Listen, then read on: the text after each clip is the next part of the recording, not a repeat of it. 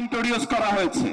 জাতীয় নির্বাচনকে সামনে রেখে চলছে জোর প্রস্তুতি। ভোট কেন্দ্রের নিরাপত্তা ও শৃঙ্খলা রক্ষায় অন্যান্য বাহিনীর মতো মাঠে নামছে আনসার ভিডিপির সদস্যরাও। এমন বাস্তবতায় রাজধানীর আর্মি স্টেডিয়ামে এই প্রস্তুতি সমাবেশের আয়োজন।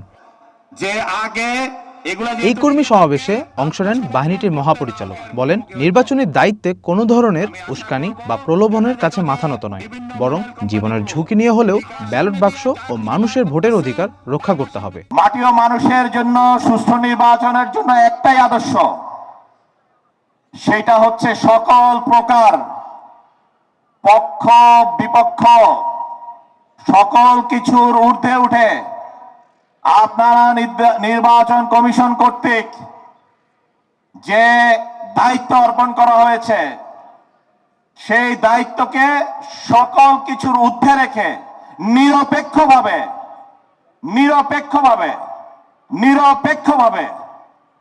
আপনাদের দায়িত্ব পালন করতে হবে ভোট কেন্দ্রের শৃঙ্খলা এবং নিরাপত্তা নিশ্চিত করার জন্য।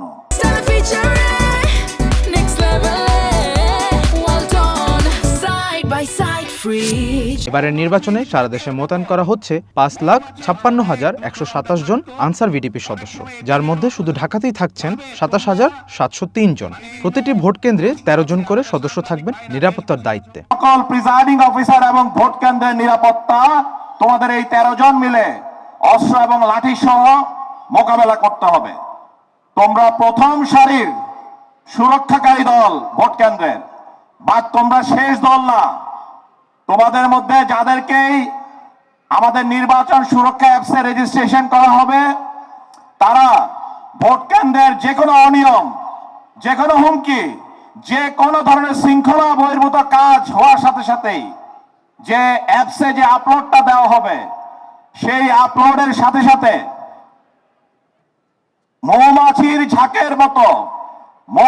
ঝাঁকের মতো আমাদের বিভিন্ন স্ট্রাইকিং প্যাট্রোল ওই ভোট কেন্দ্রে অটোমেটিক চলে যাবে। ভোট কেন্দ্রে নিরাপত্তা ও সুরক্ষা অ্যাপ ব্যবহার করা ছাড়াও প্রযুক্তি নির্ভর রিপোর্টিং এর মাধ্যমে সার্বক্ষণিক সমন্বয়ের নির্দেশ দেওয়া হয় আনসার ভিডিপি সদস্যদের। এবার নির্বাচনে দায়িত্বে থাকা আনসার কর্মীরা তাদের ভাতা দ্রুত মোবাইল ব্যাংকিং এর মাধ্যমে তুলতে পারবেন। সৈকত খান, ওয়ান নিউজ, ঢাকা।